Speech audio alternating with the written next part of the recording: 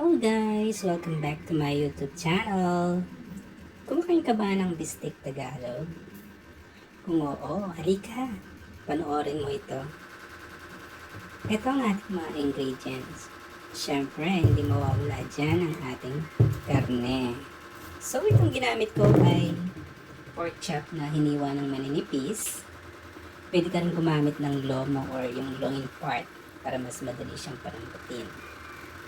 So, aside from karne, syempre meron tayong calamansi, sibuyas, toyo, paminta, asin kung kulang sa alat, yung sabaw. So, ang una natin gagawin ay i-marinate natin yung karne.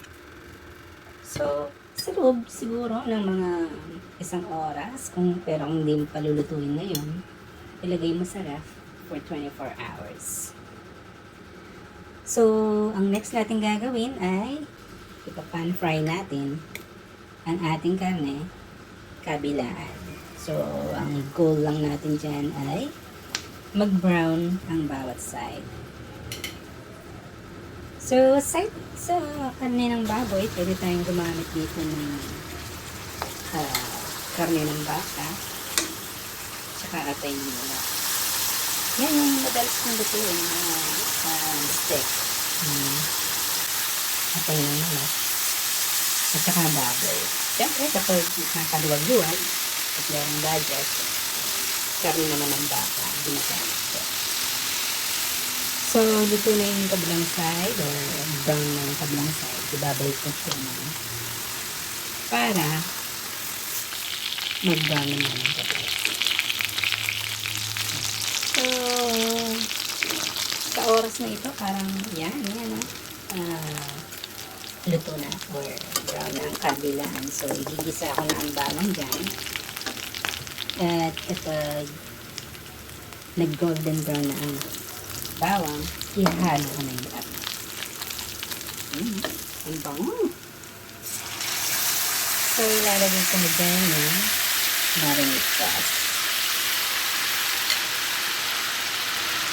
Ayan. Kung kulang sa tubig, pwede yung dagdagan. Tapos, takpan mo lang hanggang mapalambot ang karne.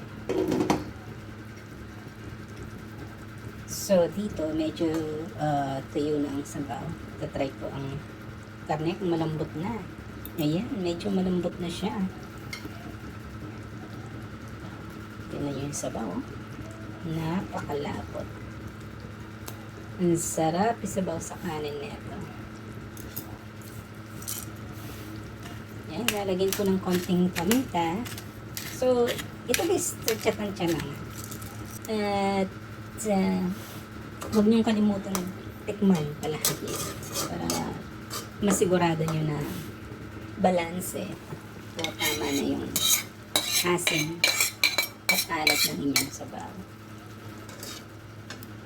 Ayan, nilagay ko na hiniwa-hiwang sibuyas.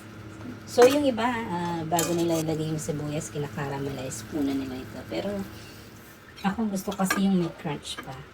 Kaya, ayan, nilalagay ko siya. Pag mga 1 to 2 minutes na lang, bago maluto ang ating putahe. Ayan, mga tanasoy! Guys, kung nagustuhan nyo ang aking mga video, paki-like lang po at subscribe naman po kayo. Salamat!